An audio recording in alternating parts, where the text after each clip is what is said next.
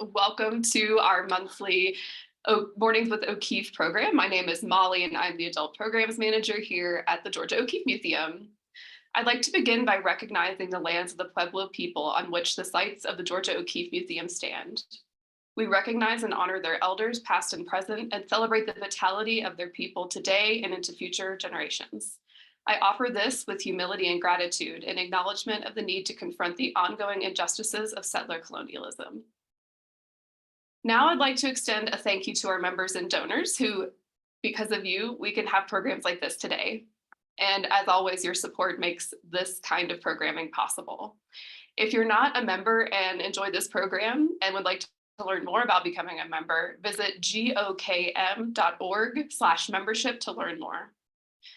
Throughout this talk, please place your questions in the Q&A box, which can be found at the bottom or top of your screen, depending on your device.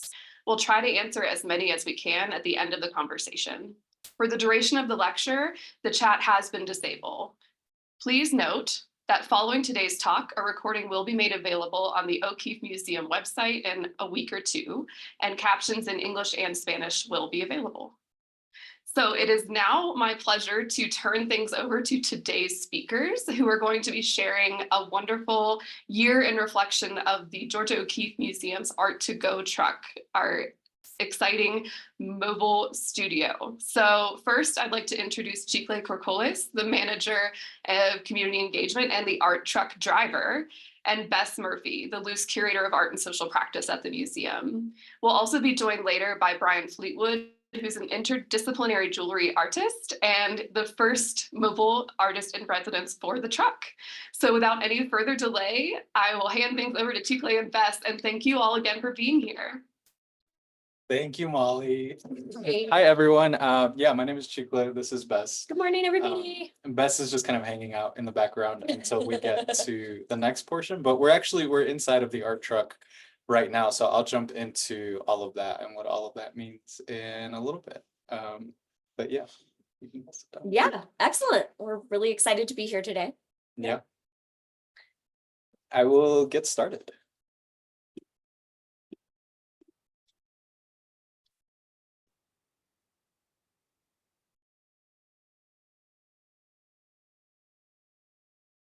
Cool, Molly, we can see this okay? You can sit down. Yes, looks great. Cool. So my name is Chicle. I have been here for a couple of years now. If you are a longtime watcher of the MWalks, you might recognize me because for a little while before Molly joined the team, and we're so excited and grateful for Molly because I was hosting these for a little while and I love them, but they were also like, they're a ton of work. There's a lot of hands behind the scenes to get the MWalks together. So kudos to Molly, and a thank you to Molly for thinking about the art truck for today's conversation. So I've been at the museum for a couple of years now, and the truck is officially turning a year old on May 12th. And I've been thinking about the art truck for nonstop for like 2 years now. It really has taken up a really large portion of my brain, just kind of like trying to get everything together. So I'm excited to be able to just kind of put all of that experience or like all of those stories into today's presentation in whatever way I can. I'll try not to get long-winded. There was a lot of stuff to be able to get to where we are today. Like I mentioned, I'm inside the art truck right now. I'll be able to show you a little bit on the inside. The inside is really just kind of a staging area. I think that folks are often pretty excited to see the inside of it, but there's not really a whole lot in here. It's pretty clinical. Like there's just like tables and chairs, and you can kind of see some of it now. Our roll up back door is rolled up. So yeah, I'll be able to show you some of those things, but I think to start us off, I really kind of wanted to, so my official title is Manager of Community Engagement. And I think it would be probably helpful to define community engagement to get us going to at least kind of have a shared understanding on like where we are and what we're talking about. So this definition is something that I came up with, but really I'm borrowing, kind of standing on the shoulders of giants in a lot of ways. Community engagement has a long history outside of museum work, and that's really where I come from. Back in Chicago, so I grew up in Chicago, and growing up there, I was working mostly inside of like Chicago is very much about all of its little neighborhoods. I grew up on the south and southwest sides of Chicago, and I was mostly working with a lot of different community centers when I was graduating college, just kind of volunteering my time to lead art classes, and that's kind of where I got my beginning. So I come from this kind of more of a grassroots understanding of what community engagement means to communities.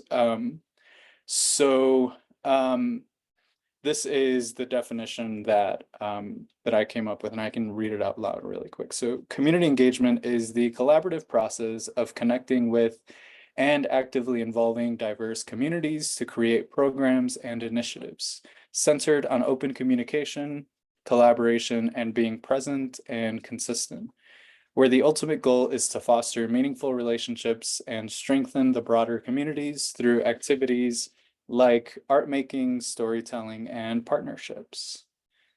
Yeah, I think I like this definition. I think the words that usually come to my mind the most are collaboration, communication, and consistency. I think that those are three things that are often at the forefront of my mind when I'm thinking about community engagement. Yeah, so you want to buy a box truck.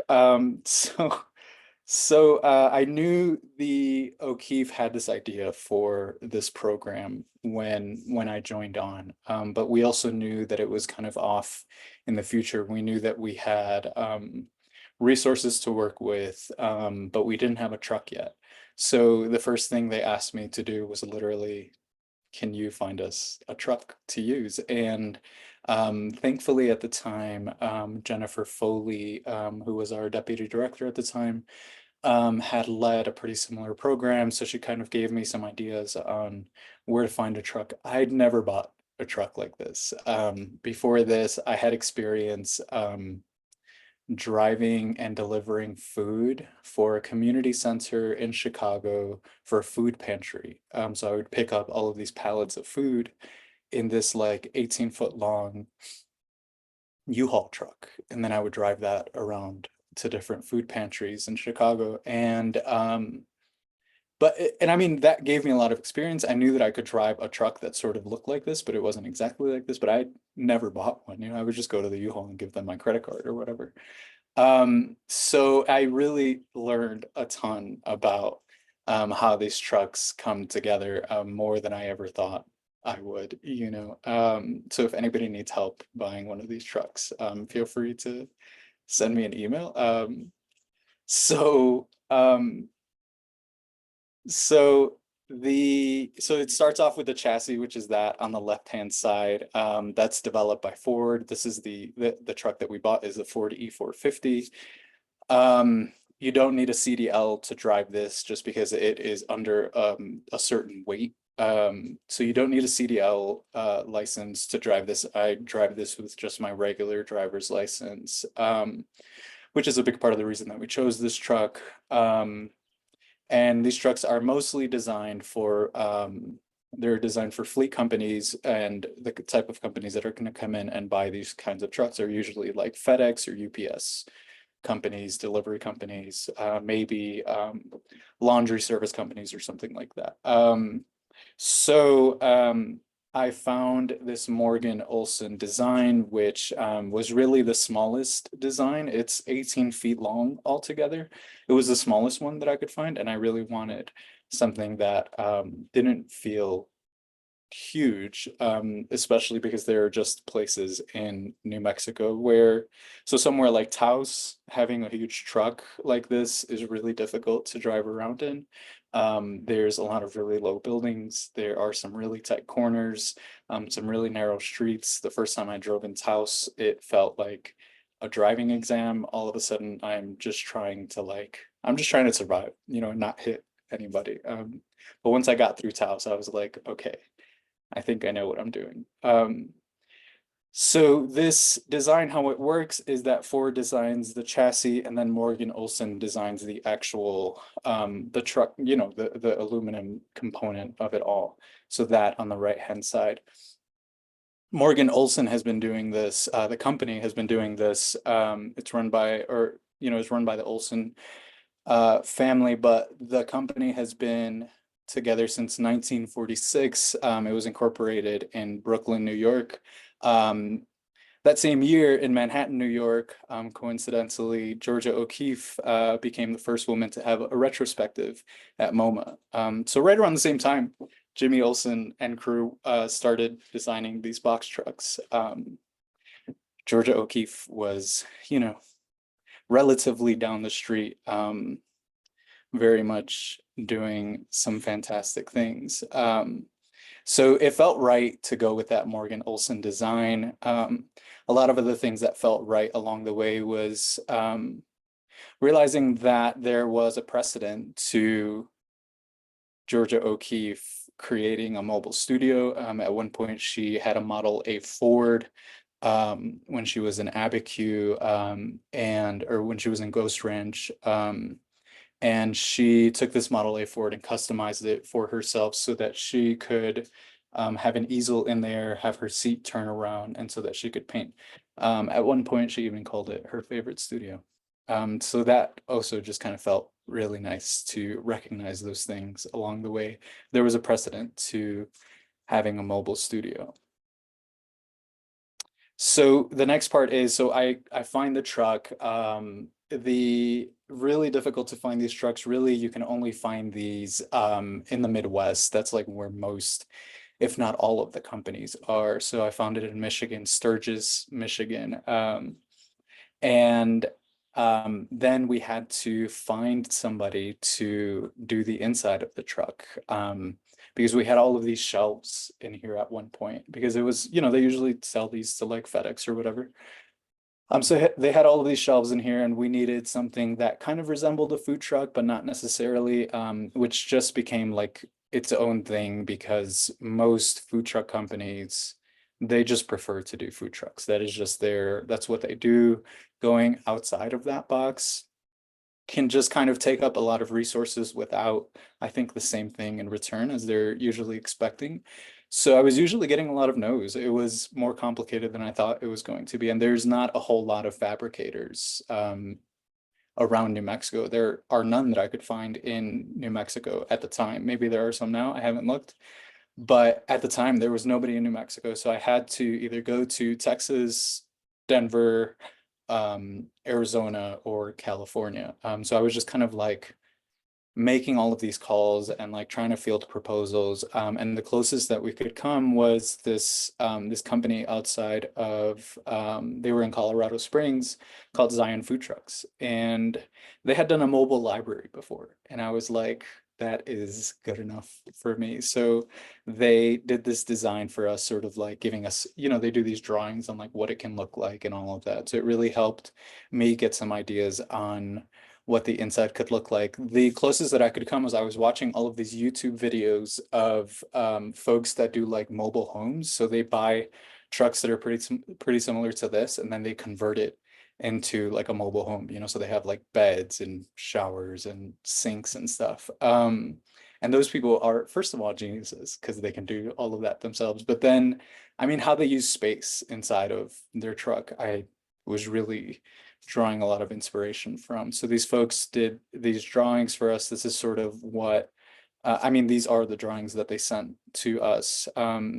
So I'll be able to kind of show you a few of these things. But at one point we kind of thought we might block the front. We have a door here now, but we kind of thought we might block it and just kind of have like a closed off thing. So we went through a few different designs to finally get to where we are now, which yeah, really is just about maximizing counter space and then space for our tables and for our chairs, which you can kind of see maybe on the left-hand side over here.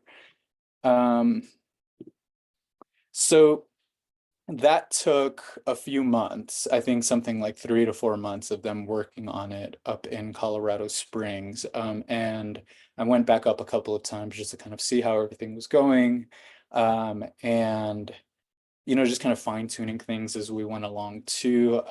It was a really interesting process just to kind of see them go through that. And for us to have those conversations on like, the guys that were working on it, they are so used to working on food trucks. So they're just kind of like, where should I put the oven? And, it would just be me like, I don't need an oven here, So the idea was unique, and I was really grateful that they were able to just kind of walk through these plans with me. Next up came doing the outside. So these designs, this was done by our in-house graphic designer, Chrissy Breeze, and the wrap was done by Maximize Wraps, which is here in Santa Fe. Yeah, so I can, Chrissy shared a few things with me just on like how it is that the design came together for the wrap. This was a ton of conversations. So it was really, I'm so grateful for Chrissy to have been so patient with us, because there was a lot of like back and forth on like what it should look like. It's so eye-catching, and it's the first thing that you see on the truck is the wrap. So I think that we really wanted to make sure that it was immediately, it could be recognized, it's where it's from, and what it is and all of those things.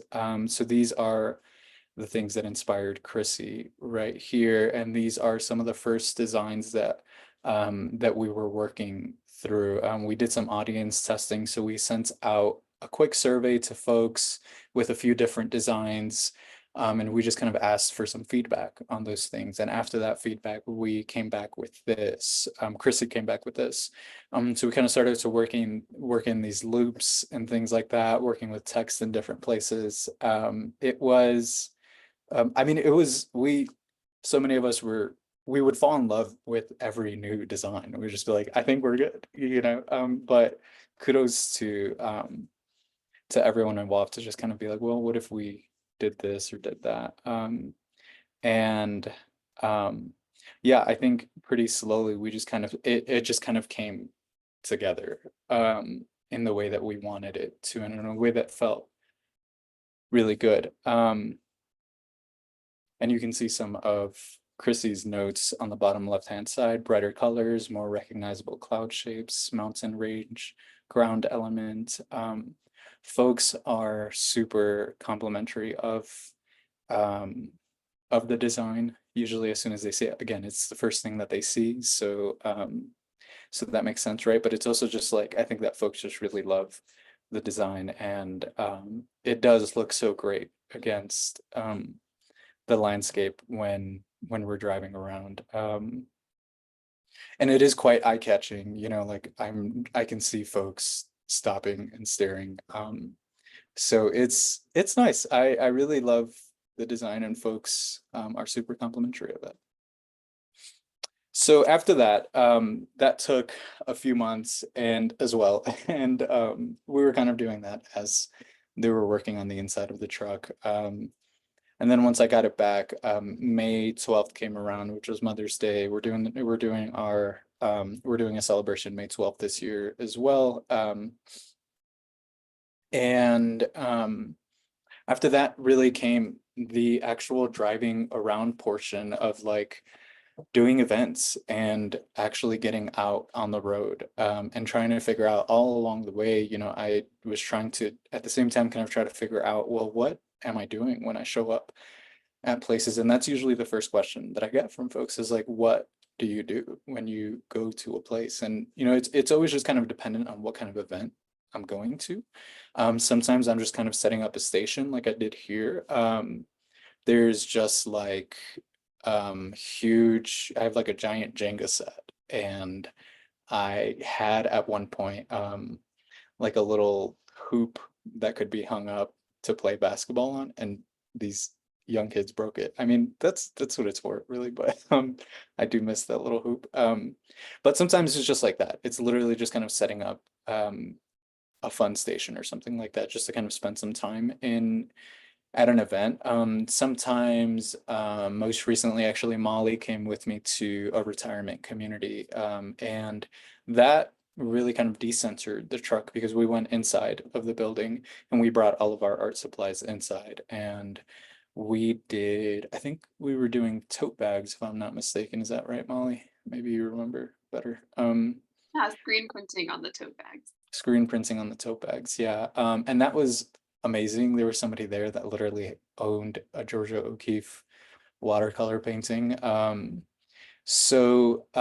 We do, I think that folks often think that it's kind of focused or geared towards like really young people, like grammar schools or something like that. But I've done all ages at this point. I think we've really seen all ages come and use the truck for different purposes. And I think that that's the goal, really. I think that it can do so many different things, and we can do so many different things with it. So yeah, I think these are just a few images of some examples. A really fun one and kind of a kooky one was we went down to Roswell for their Alien Festival. I forget what it's called. It might literally be called Alien Festival. But we were doing these like Georgia O'Keeffe inspired gaucho hats made out of tinfoil. It was really kitschy, admittedly, but it was a lot of fun, and I think that folks were really surprised that the Georgia O'Keeffe Museum was down there, And I think that's the thing, is like often not a whole lot of folks outside of Santa Fe go out of their way in New Mexico, I mean, go out of their way to go to the museum. And I think that folks immediately know the name, but kind of forget that the Georgia O'Keeffe Museum is in Santa Fe and they can come and visit us, So I think it's a great reminder when I'm able to go to places like Roswell and kind of share a little bit of like some Georgia O'Keeffe inspired stuff, but then just kind of like remind them that we're there, and I can maybe hand out some free passes if I have them with me or whatever, and folks are often like, oh my God, I love Georgia O'Keeffe's paintings. Like, this truck is so cool. Folks are like super complimentary of the whole thing. And sometimes it's just a reminder, like, the O'Keeffe Museum is over there, This picture on the right hand side, I went to, it was a grammar school here, and I'm forgetting the name of it right now. But this was a collaborative painting that we did. It was 4 different classes. It was like kindergartners through 4th grade. And they all came out at different times, and they all added these different layers to this canvas that we're holding. It was so much fun. Young kids like this are so willing to just kind of experiment and do whatever. And that is, I mean, that's so much fun for me as an instructor, because I think if anything, adults are usually the ones that need more like rules or more direction or whatever. And kids, I'm just like, here's a bunch of paint. And they're like, cool, we got it from here, So I love that. And sometimes it looks like this. I'm just setting up inside of the building. I'm not necessarily we're not outside. Sometimes we're just going inside and setting up a big canvas like this and doing this collaborative painting. They kept this painting and they hung it up in their art room, which was really nice to see too. Okay, cool. So quick tour of in here. I'm gonna have Hannah. Hannah actually just started up this week. She is our new, I forget what your title is exactly. Community engagement assistant. Community engagement assistant. So we're gonna be spending a lot more time together. And she's gonna be coming. If you see us around with the art truck, or if you see the art truck, you'll probably see both of us from here on out, which is really fun. But she's gonna hold the camera for me really quick. If I'm hoping y'all can still hear us, and like we don't lose internet reception. So if I do, Molly, just like, I don't know, let us know, speak up or something like that. Maybe I'll stop sharing really quick too. Oh, hey, Brian. Okay, so this is the inside of the truck. Y'all have been kind of seeing this. These are some of our tables, some of our chairs right up here. These are usually just things that we're like literally pulling out and setting up. This is our roll up garage, sort of like garage style door, fiberglass ceiling. This is my favorite part of the truck. It just lets in so much natural lighting. During the day, I mean, we don't need lights in here. Even at night, we still get a lot of moonlight through here. So it's pretty rare that I have to turn on any of these lights that are in here, which is really nice. And it just gives so much great natural lighting. The drawback is that it gets really hot back here in the summertime because the sun is just kind of blaring down on us. And again, pretty clinical in here is just like art supplies, a ton of art supplies kind of everywhere. And we've got our generator box down here. Let's see, I'm gonna walk around Hannah really quick. The so-called, well, there's a sink right over here, kind of like a slop sink. This is powered by the generator. There's just like two huge jugs down here. One catches the water and the other one, you know, has fresh water in there. I don't know how fresh it is by now, but we have a refrigerator, so-called cockpit over here.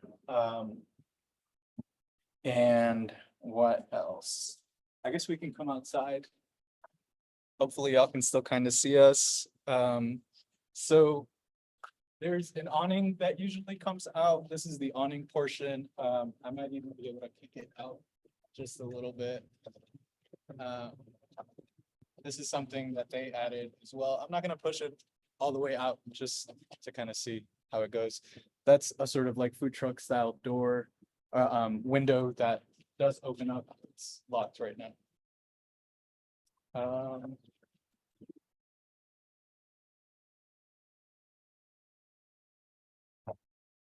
And yeah, I don't know. I feel like that's kind of it. That's the art truck. I think it looks a lot better when it's in action and like actually moving around and doing things. But yeah, I think I'm gonna pause here and we'll go back inside. Thank you, Hannah.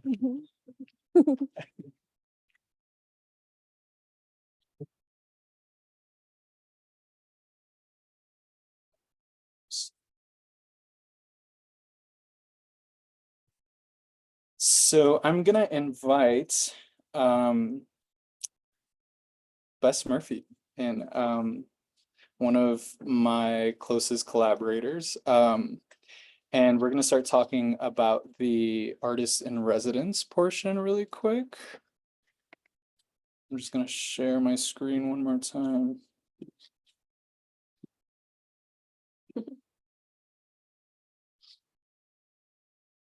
So we're going to talk about the Mobile Artists in Residence program, which Bess and I collaborated to bring together.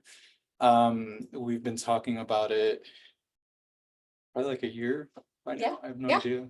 But the Mobile Artists in Residence is a program by the Georgia O'Keeffe Museum that features artists who use a mobile art truck to engage with various communities, creating collaborative artworks and fostering meaningful connections through art-based activities.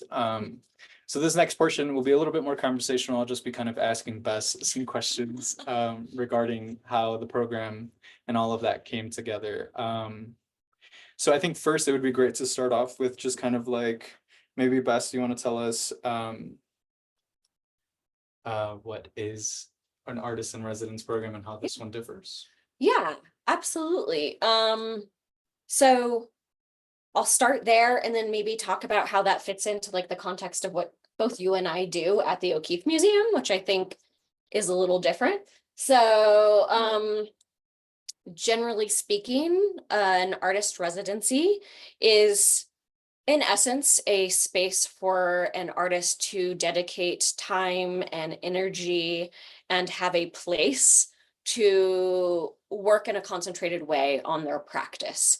So, I mean, artist residencies have existed for a very long time, and there are many extremely famous ones across the country, and some even in New Mexico, like thinking of the Witter Benner Foundation for Poets has artists in residence.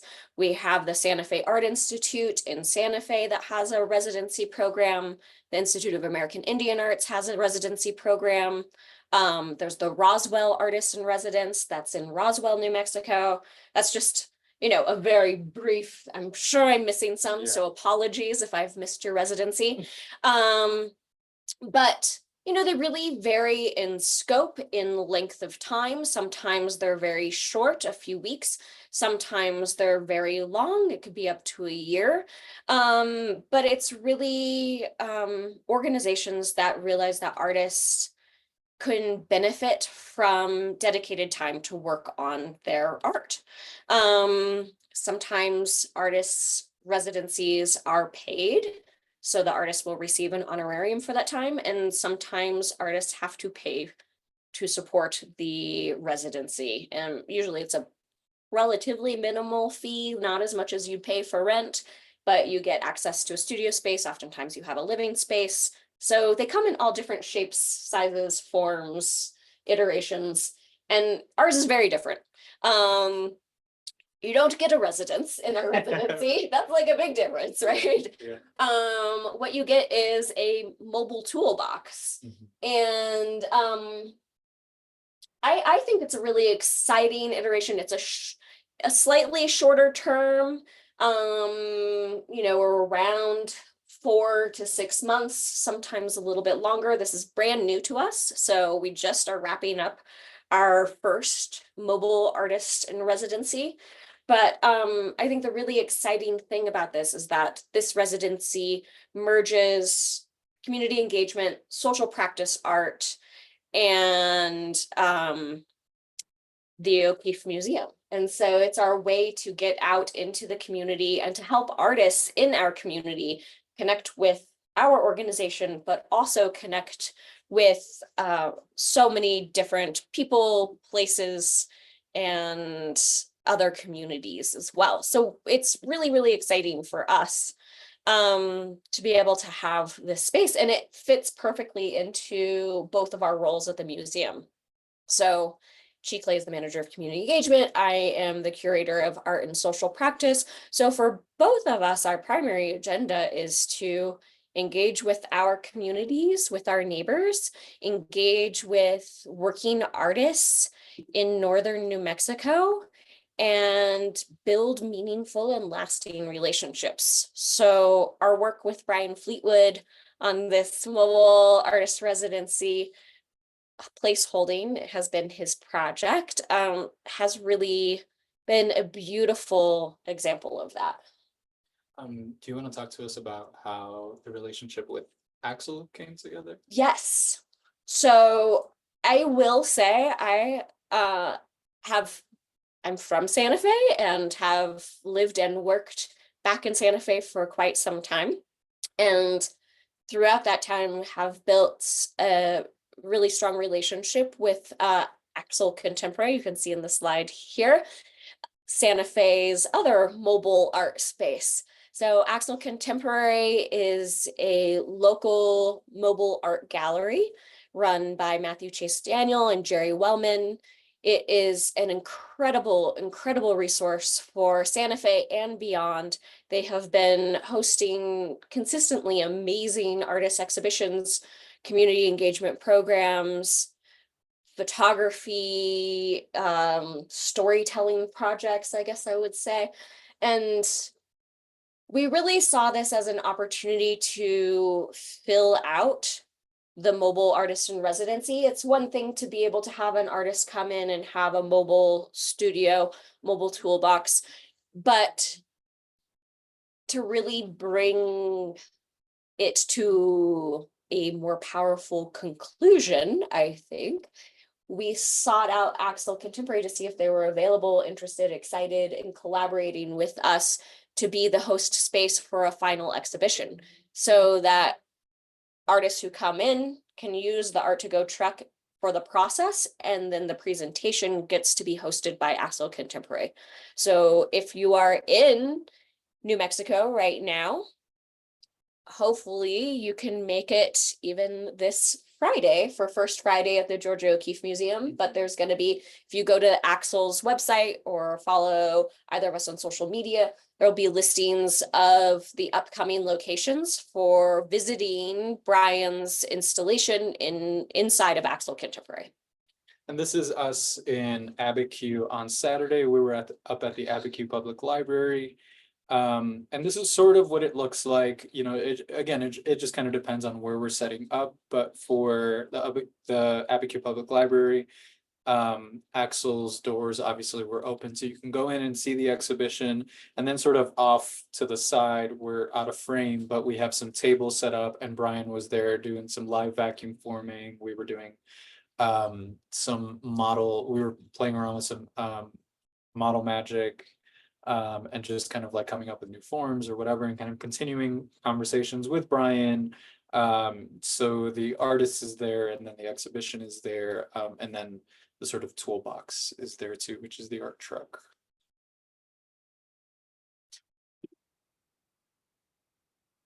Oh, that's a terrible photo of me. Thanks, Chicle. I think I think it looks fun. I think it really like Everyone just speaks to. Edit out that photo. No, I don't think so. I think Okay. it's a good picture. But it does show Brian in action, which is awesome.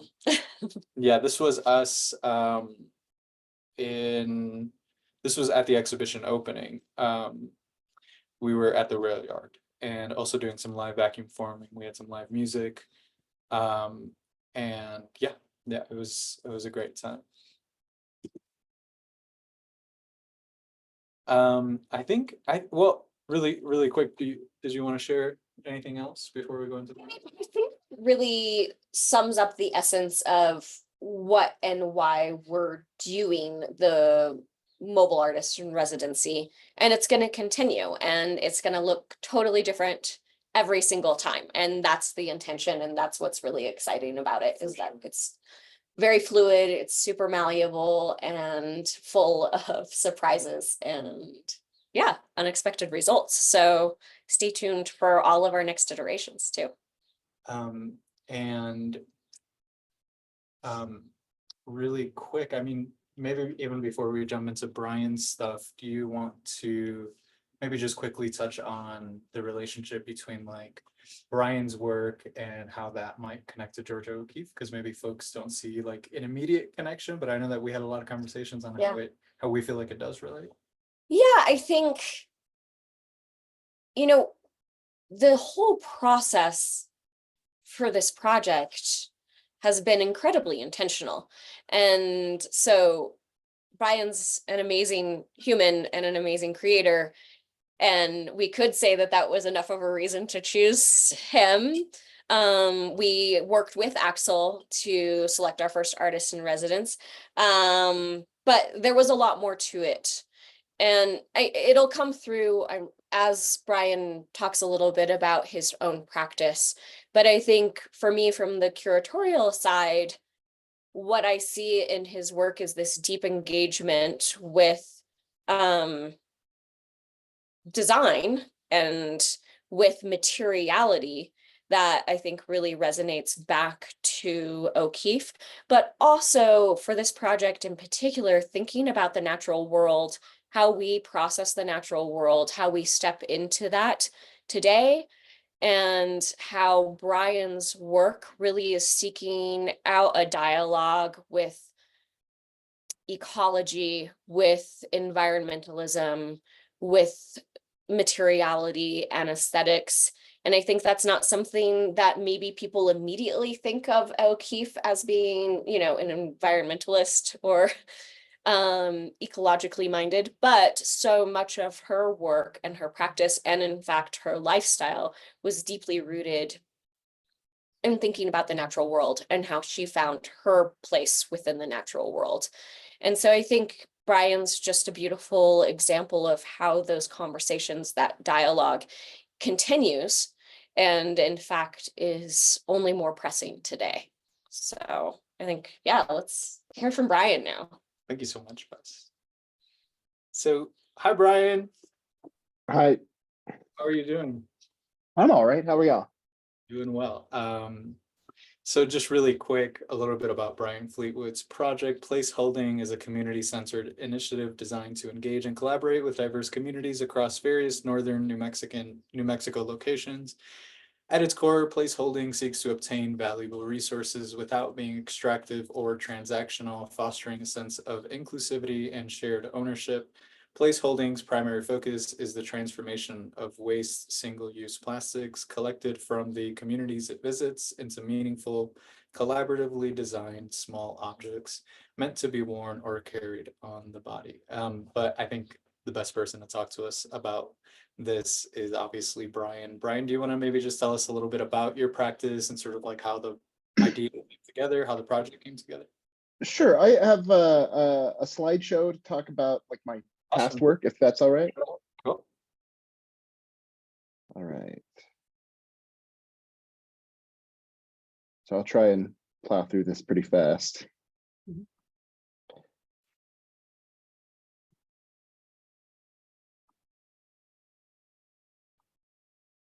All right. So I'm a jeweler, and I have a really interesting relationship, I think, with jewelry. I think it's maybe the most fundamentally human art form.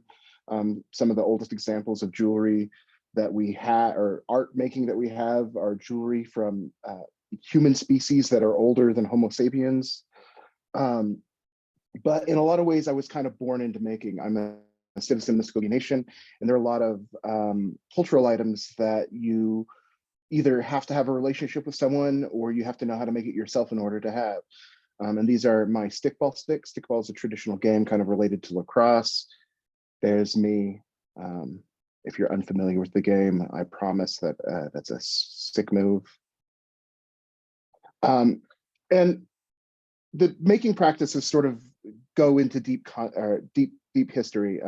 This is an example of a pre-contact gorget, or a sort of chest ornament that is worn with a cord around the neck. And this illustrates a story that is kind of really powerful to me. It's part of one of our creation stories, and I think it's important to note that as part of an oral culture, there's not one version of this story, and it can vary by region, even by family. But in sort of early times, when the borders between the physical world and the spirit world were still kind of blurry, the people had to deal with the darkness of the night. And it was a lot more uncertain in those times than it is today, because of that blurriness between the spirit world and the physical world. And Spider, sort of a really important figure in our sort of cultural mythology, sort of saw this and took pity, maybe for lack of a better word, on the people, and decided that she would do something to benefit them. And so she decided that she would climb up into the night sky, cross the great river that we call the Milky Way, and cast a single silk thread to pull an ember from the sun, who is one of our creator beings. And she gave this ember to the people to kindle into fire so that they could be safe at night, so that they could cook food, so that they could potentially make beautiful things with it. But the creator, Huzi the sun, was really furious. He was like, no, people aren't capable of handling this kind of power. They'll hurt one another. They'll hurt themselves because of mishandling of fire.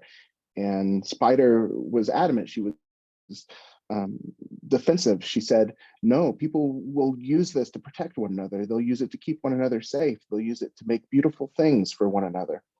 And the creator said, if you feel so strongly about it, what are you willing to give up? Sorry, I get choked up every time I tell the story.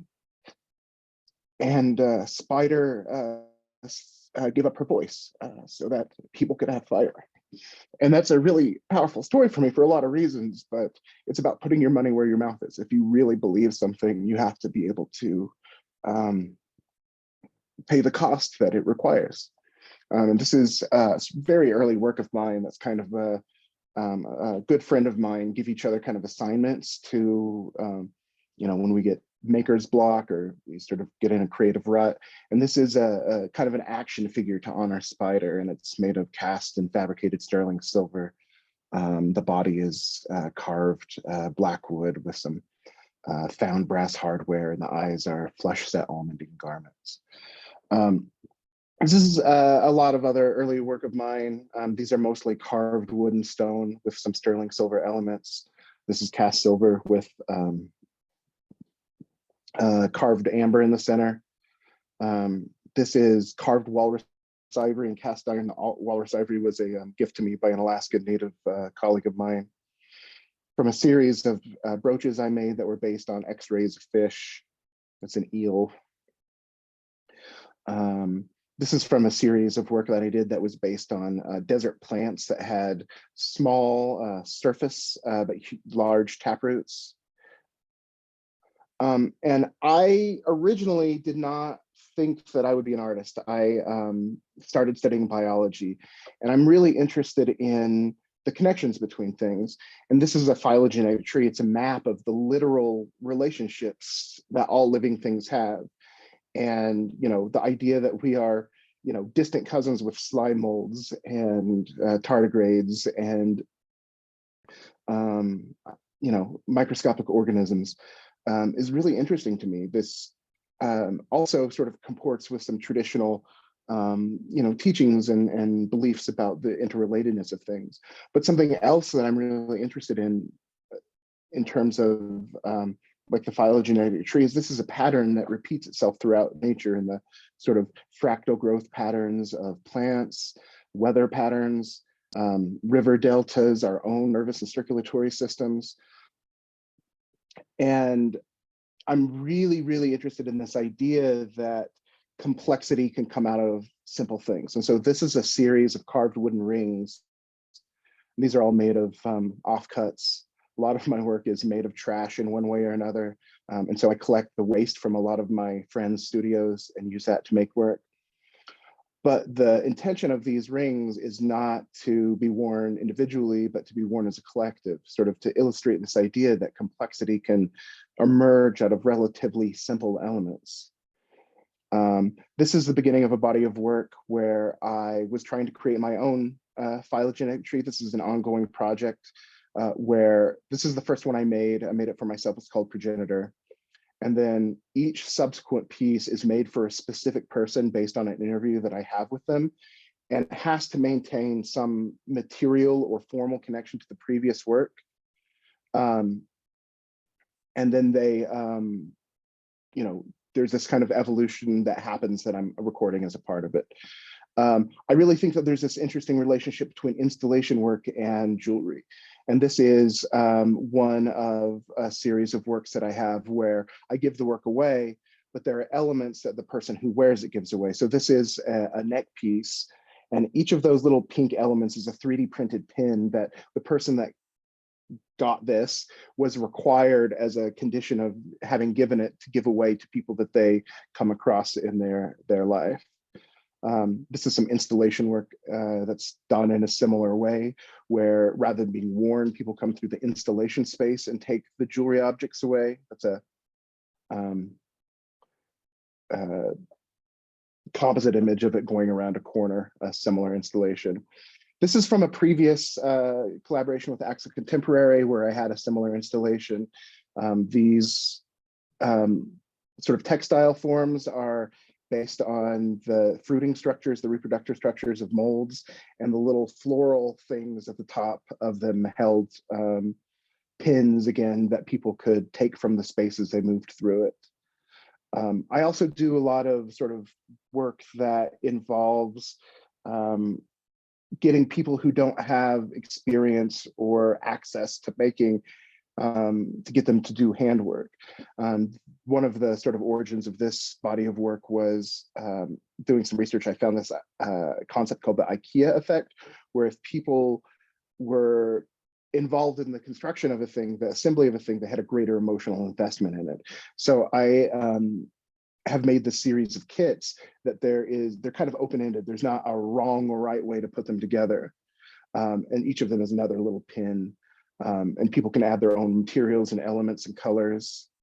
This is another in the series. And another in the series. And I've done workshops with these in museums, nonprofits around the country, Center for Craft in Asheville, Museum of Contemporary Native Arts, Oklahoma State University, Pratt Fine Arts Center in Seattle. And it's a really great way to engage people who don't think that making art is something that they have access to, and get a nice little wearable object in the interim. And this is some of my most recent work. This is they're called xenoplankton. And the goal of them is, it's kind of like a growing, changing installation where the individual aspects of it are both installed in physical spaces but worn on the body. And so it's the size and shape of it are constantly growing and shifting. This is not supposed to be a part of this, but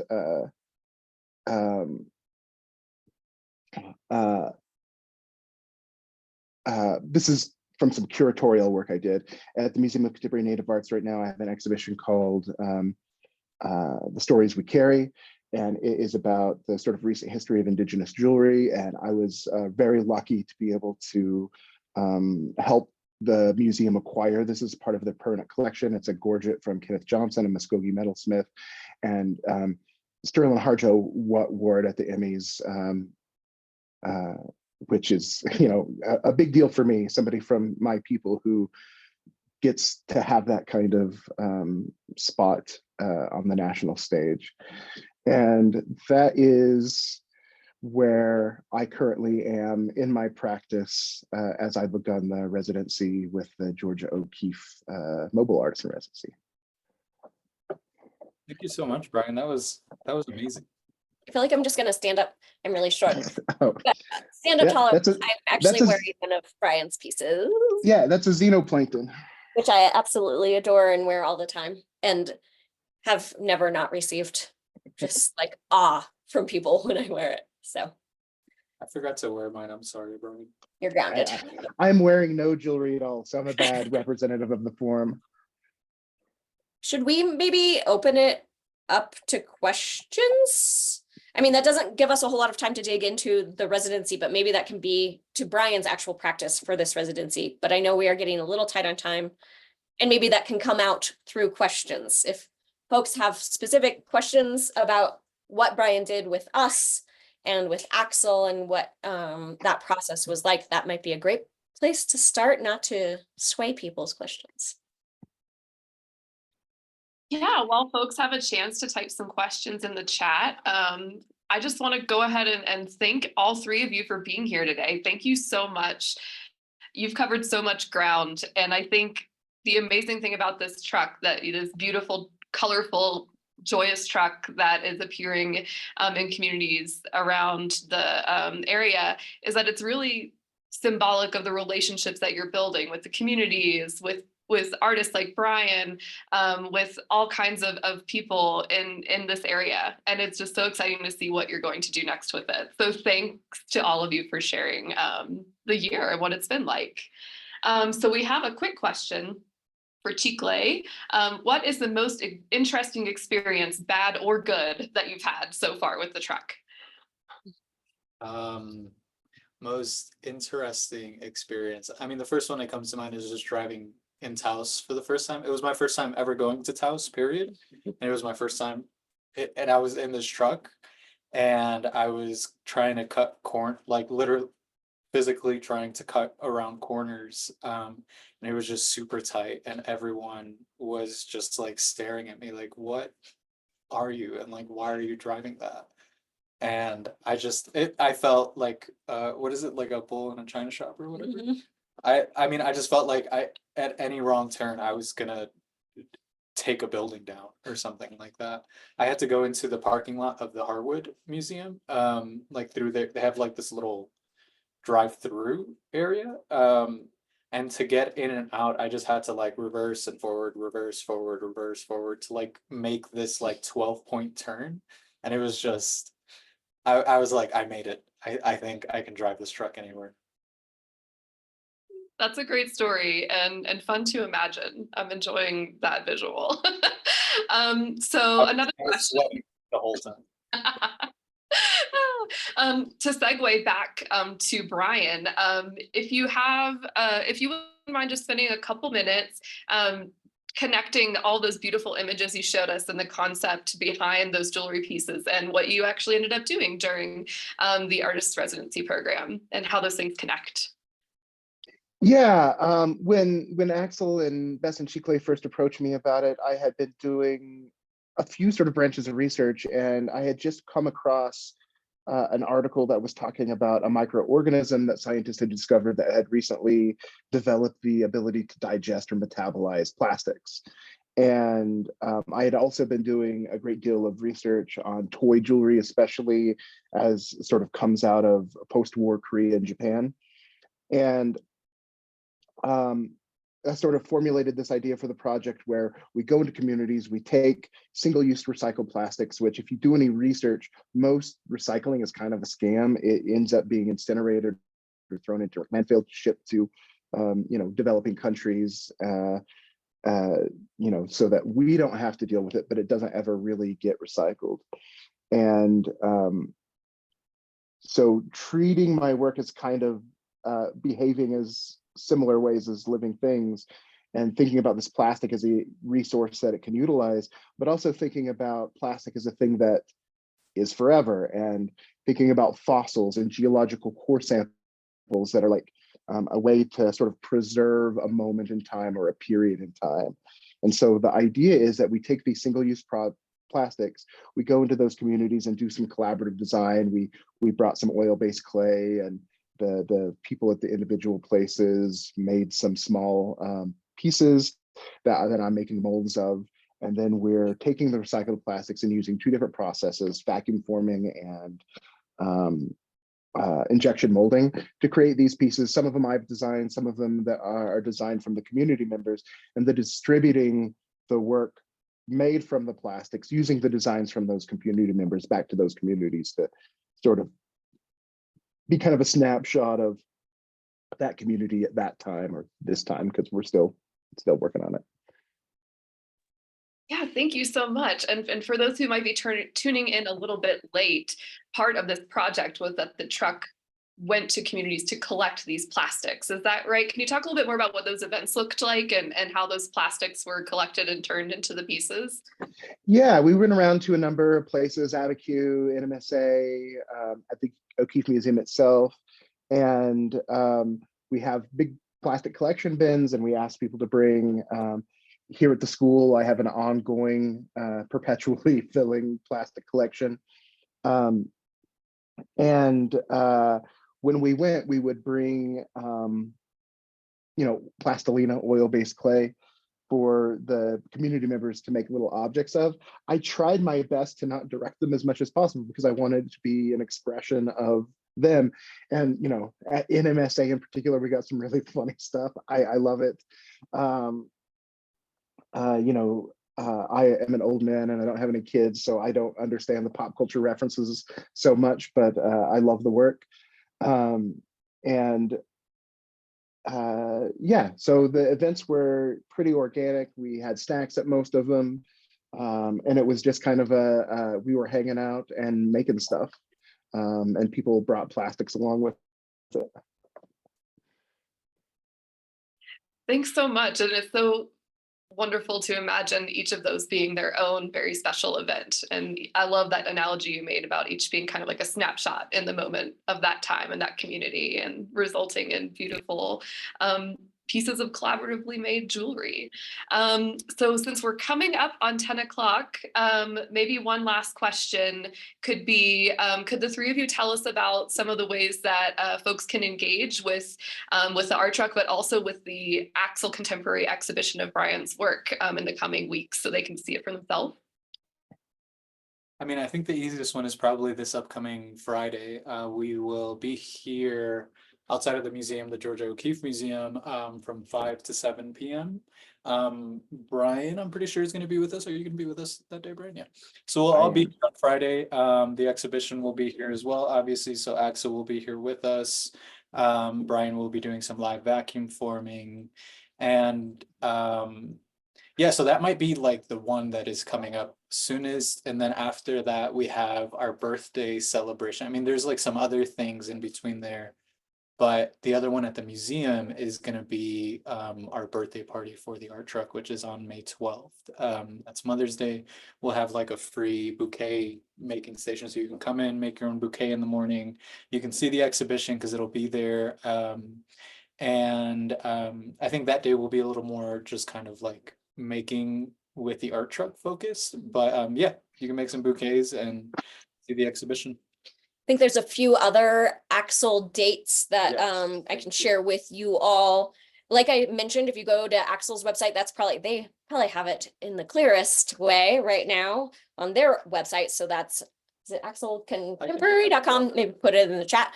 But coming up on May 4th, so Saturday, there's a First Friday Art Walk on Lena Street here in Santa Fe from 12 to 5.